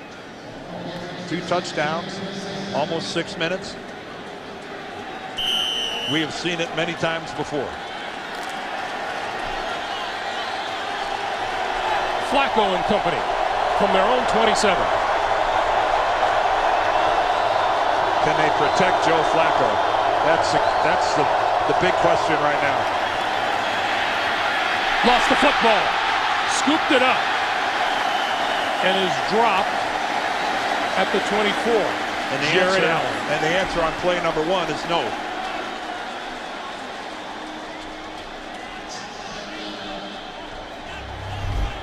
Now Flacco does get a chance to park himself back there for just a nanosecond. I think that's Kevin Williams that went by and knocked it out. And luckily Flacco was still free to recover. 2nd and 12. That pass is complete to Rice out of the backfield, and Rice breaking tackle. 30, 20, and out of bounds inside the 15-yard line. Tyrell Johnson saved the touchdown. And Baltimore will not go away. What a job by Ray Rice of running through about 3 Minnesota tacklers. That's a 62-yard pickup.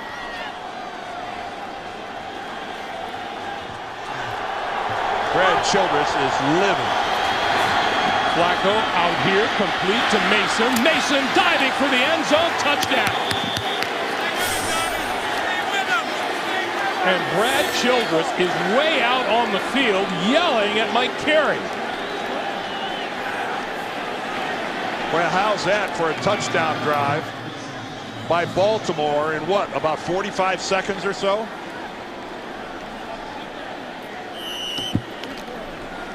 There's a bit of a defensive collapse. And with an extra point here, Baltimore is going to be a touchdown and then an extra point from the win. Housh's kick is good. 30-24 Minnesota. Well, this, again, look at the good block downfield. That's the key. Demetrius Williams, he makes the block downfield, but where's the underneath coverage right here on Derek Mason? Sure, Derek turns upfield and goes, man, I can't believe there's nobody here. Normally you catch a little out like that, you're expecting to have to evade someone within a yard or two of where you make the catch. Nobody from Minnesota was within 10 yards of him. Now Flacco celebrates. Meanwhile, Mike Carey came over to the near sideline and had a brief conversation with Brad Childress. Well, it wasn't Mike Carey that missed all those tackles in the Minnesota secondary.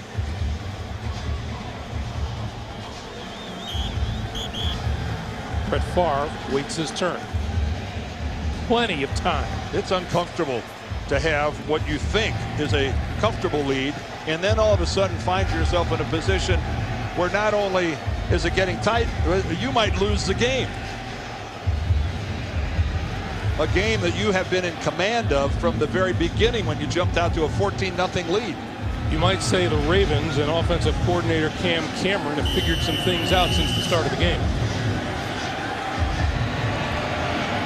And remember, we don't know if Adrian Peterson is going to come back in the game or not. That is a big weapon to be without if that's the case. Percy Harvin a yard deep in the end zone. And barely makes it back to the 15-yard line before he is snowed under. Peterson on the sideline. And we have Percy Harvin down on the field. Remember, he entered this game with a very sore left shoulder. Oh, boy.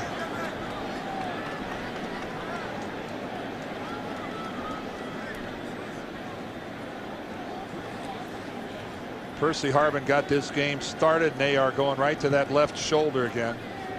And that was his injured shoulder. We heard it last week in the game against the Rams. Brad Childress really complimentary of Percy Harvin, saying, I'll tell you one thing about this kid, he's tough. He won't tap out. In other words, there's no way he'll ask to not play. And he started this game off the right way for Minnesota on the opening kickoff, giving them good field position. Brett Favre says, you know, he's a stud now on the field, but he says, I've told him the light's going to go on for him after I'm gone. This has not been a very good last minute and a half for the Minnesota Vikings. Adrian Peterson hurts his lower leg. Baltimore goes right down the field and scores a touchdown, and now Percy Harvin is hurt. All in the span of about 90 seconds. So Harvin up. Taylor. Nothing doing. Kelly Gregg stopping up the middle. Here comes Peterson. Man, is this some good news for Minnesota? In about the last 5.5 minutes, we've seen the Vikings put 10 points on the board. The Ravens have put 14 on the board. And you see it right there in the last 5-11. We had that burst early, then kind of slow in the middle, and now frantic at the end. Peterson in the backfield, 2nd and 10. Flacco waits. Favre under pressure and goes down. What a hit from Ray Lewis. Boy, and Ray Lewis, he comes on a dog where he loops around the defensive tackle that crashes. Watch Lewis right there in the middle. You see right there, he's going to come right off the rear end of his own player, Jared Johnson, and Brett Favre does not see him coming. And by the time he does, nothing he can do about it. Ray Lewis, well executed, well designed blitz. third sack of the day of Brett Favre. 3rd and 18. He needs the 24-yard line for a first down. Under pressure out of his own end zone. Intended for Chester Taylor. And he just barely got it away. Well, Rex Ryan may not be calling the defensive plays anymore for Baltimore, but this part hasn't changed. Pressure, pressure, pressure. That time Trevor Price just beats the block. That's not some sophisticated blitz. He just beats the block. And on a one-on-one move, plants far. Ed Reed to return the punt.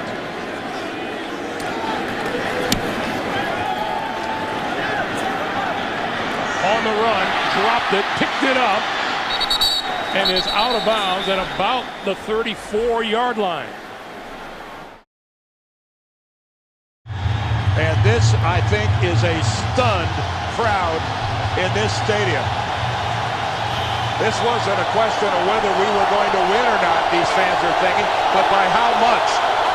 Wow, was that premature thinking? Ravens with 2 touchdowns in their last 2 drives. On the run. Unbelievable. All the way to the end zone is Ray Rice.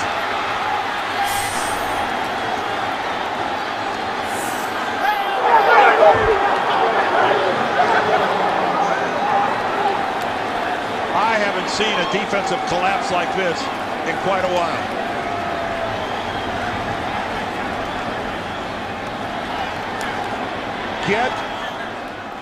Get a tape measure to try to measure how close anyone from Minnesota came to Ray Rice on that touchdown run. Talk about not having to break a tackle. Hauschka for the lead. And with 3:37 to play in regulation, Baltimore has come all the way back to grab a 1-point lead. Talk about a well-executed running play.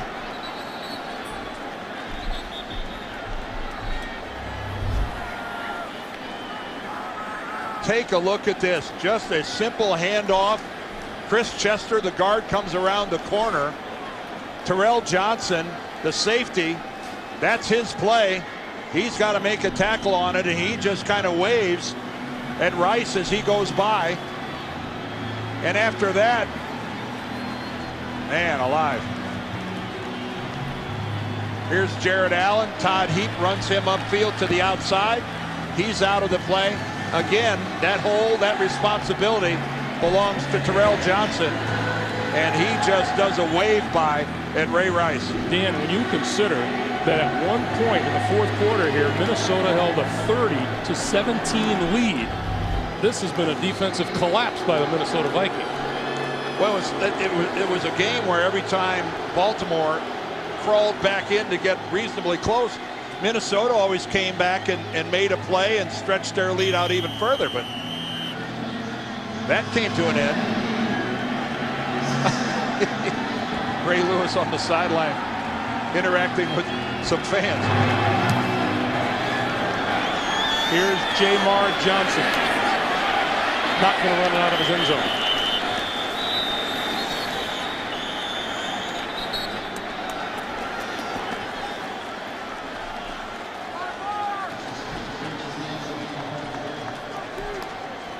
So Brett Favre.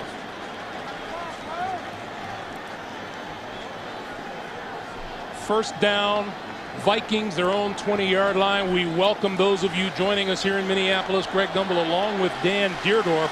The Baltimore Ravens were down 30-17 here in the 4th quarter, have come all the way back to grab a 31-30 lead. Well, these Viking fans saw Brett Favre do it against San Francisco. A late game comeback. Can he do it again? Pass to the near sideline, Sidney Rice. Stopped by Frank Walker. 4-yard gain, it'll be 2nd and 6. Joe Flacco has had an extraordinary game, much to Brad Childress's dismay. And Ray Rice just scored the go-ahead touchdown on a 33-yard scamper. and has quieted a really vocal Minnesota crowd. Jared Allen watching from the sideline. 2nd and 6. Favre. Looking deep. Launches it. Penalty marker is thrown. The catch is made by Rice. Well, that was going to be interference on Frank Walker anyway. Had his hands full of purple jersey, He didn't he? sure did. He knew he was beat. He panicked. But look at Brett Favre, bought time, extended the play with his feet, and then found where he had single coverage. Pass interference. Defense. Right there, Walker knows he's in trouble, and there's the grab. He just yanked the back of Sidney Rice's jersey. Look at this right there. Pulls him. He just actually pulls himself along for the ride with the back of that jersey. I don't know how Walker thought that wasn't going to be seen. Great job by Sidney Rice of catching it anyway. It bears repeating. Brett Favre told us yesterday he likes his chances with Sidney Rice going one-on-one. He loves the fact that Rice is 6'4" and can elevate. Here's Adrian Peterson, and he is stacked up at about the 20-yard line. Tavares Gooden led the charge. Joe Flacco's got to be over there going, who is that number 4 guy? And there is a timeout on the field that stops the clock with 2:46 to play. How about the day Sidney Rice is enjoying? 6 catches for 176 yards. He has a 58-yarder, a 63-yarder.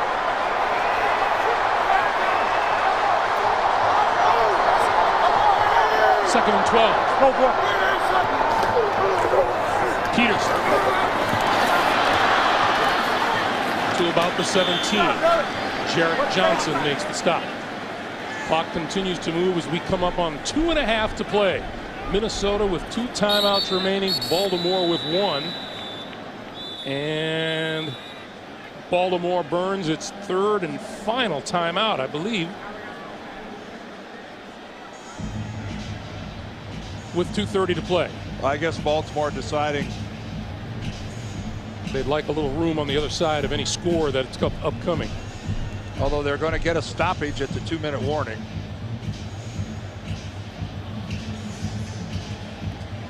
Two touchdown passes by Favre in the first quarter had the Vikings out to a 14-0 lead. A field goal at the end of the first half cut it to 14-3. Then a Longwell field goal, a Ray Rice touchdown, and then Longwell a field goal again, Shanko a touchdown, and it was 27-10. Mark Clayton caught a touchdown pass to cut it to 27-17. And then after a Longwell field goal, 2 touchdowns for the Ravens to grab a 31-30 lead. How strange it must be for these Minnesota fans that they're looking at Ryan Longwell, a longtime Green Bay Packer, and Brett Favre, obviously a longtime Green Bay Packer, as the money guys here in the fourth quarter. 3rd and 9. Peterson stacked up at about the 14-yard line. Well, the crowd's booing. I don't know what they're booing about. I don't know what else you expected the Brad Childress to do. You're not going to run the risk of stopping the clock with an incomplete pass and giving Baltimore any more time than they're going to have. Well, that's going to bring us to the 2-minute warning.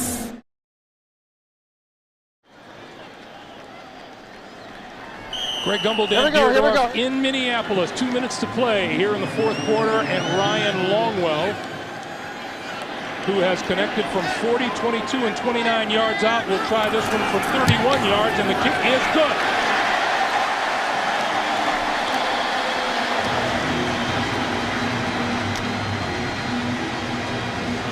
That one puts the Vikings back up by a score of 33-31.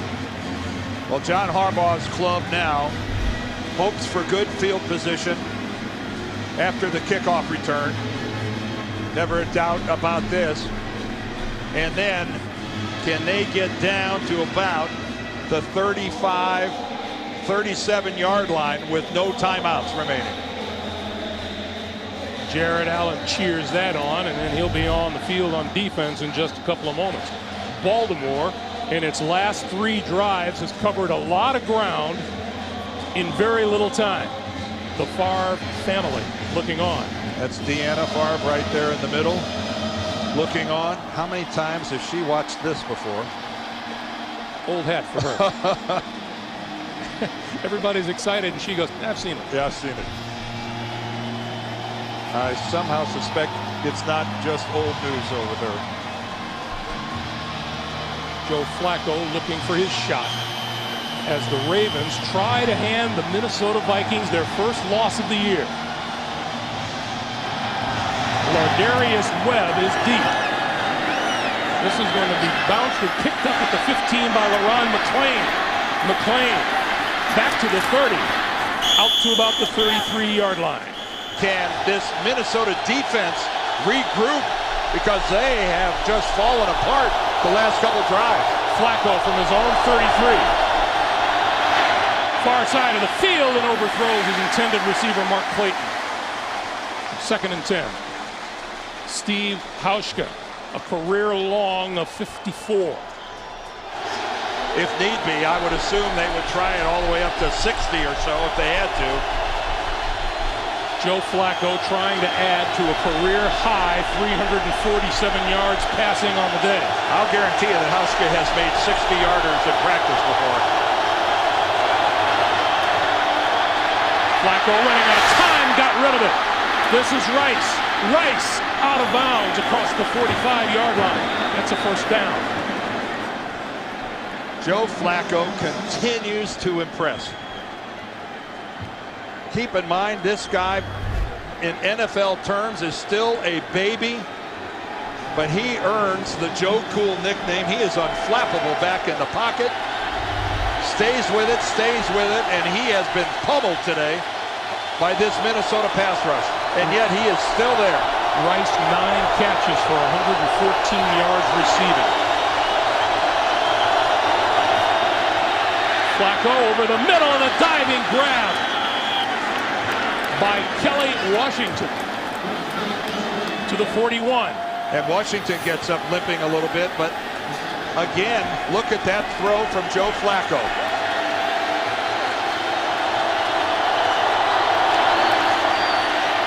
Flacco, short one to Rice. Rice inside the 40 to the 38.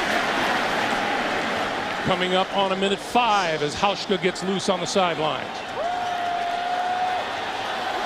Well, we're about at a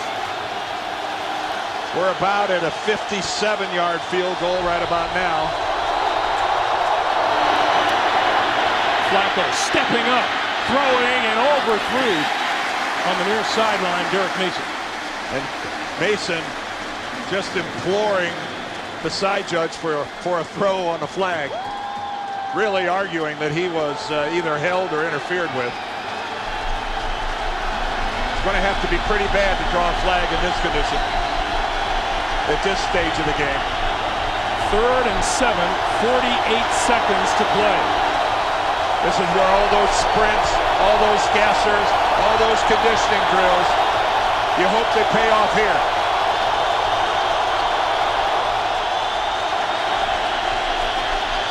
Here they come. Flacco throws. That is complete inside the 30-yard line to Derek Mason. 40 seconds to play. First down, Baltimore. If you're a football fan and you're not impressed with Joe Flacco, you're not paying attention. And he's going to throw it. Incomplete, out of bounds, stops the clock, 26 seconds. Well, they tried a little trickery right there. Cam Cameron, the offensive coordinator with Flacco, because they were going to just play it that Minnesota assumed they were going to spike the football. There's Cam Cameron, the offensive coordinator. Yeah, Minnesota that time, and Carl Payman in particular, really honored their assignments and stayed with it. They didn't get caught.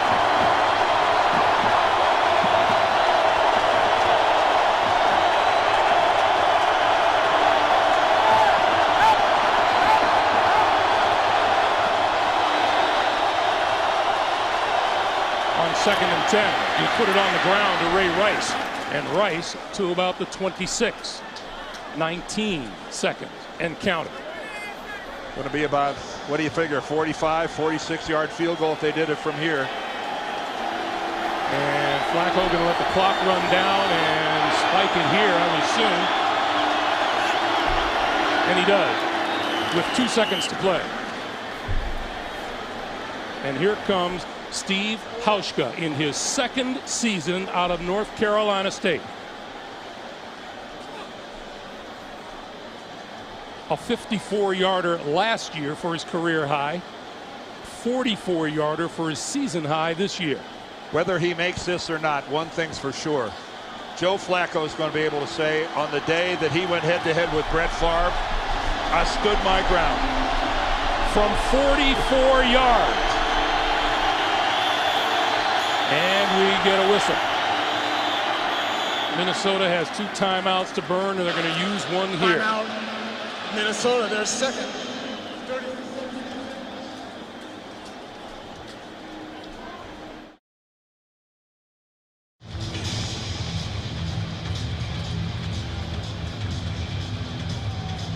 Well, right now, this is what you love about the game of football. When you get a game that comes down to the last play of the game. The tension, the drama, good stuff. Hauschka hoping to silence the crowd and hand the Vikings their first loss of the year. He missed it.